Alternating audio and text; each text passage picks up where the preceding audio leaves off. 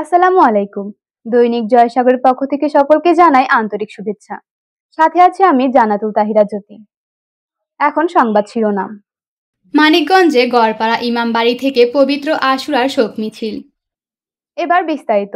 মানিকগঞ্জ প্রতিনিধি আজহার হোসেনের প্রতিবেদনে। হিজরি বর্ষের প্রথম মাস মহরমের 10 তারিখ পবিত্র আশুরা হিসেবে ধর্মপ্রাণ মুসলমানরা পালন করে থাকেন।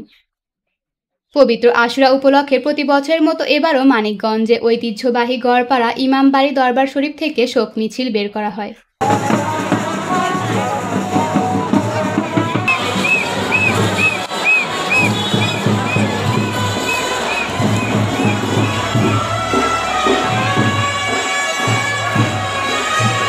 বিশ্বজুড়ে মুসলমানদের জন্য অত্যন্ত তাৎপর্যপূর্ণ ও শোকাবহ পবিত্র দিন। রবিবার বিকেল 3টায় 10ই মহরম উপলক্ষে মানিকগঞ্জ সদর উপজেলার গড়পাড়া ইউনিয়ন থেকে 101তম শোক মিছিল বের হয়।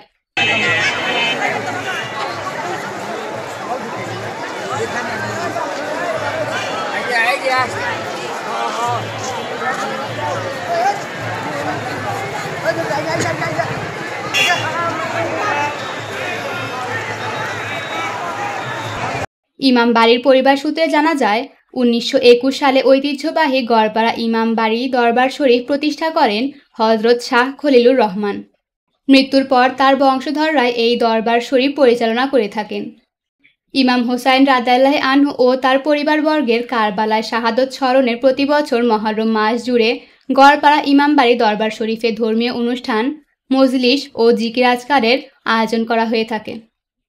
এই উপলক্ষে গড়পাড়া দরবার শরীফে বিভিন্ন অঞ্চল থেকে প্রায় 50,000 ভক্তবৃন্দ উপস্থিত হয়েছেন বলে গড়পাড়া দরবার শরীফ কর্তৃপক্ষ জানিয়েছেন।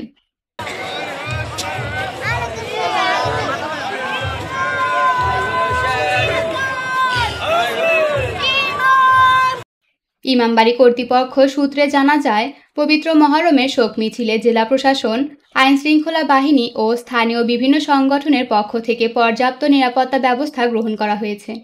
অনুষ্ঠান নির্বিঘ্ন করতে স্থানীয় স্বেচ্ছাসেবক দল মাঠে থাকে। পাশাপাশি আইনশৃঙ্খলা রক্ষাকারী বাহিনীর পক্ষ থেকেও থাকে পর্যাপ্ত নিরাপত্তা ব্যবস্থা।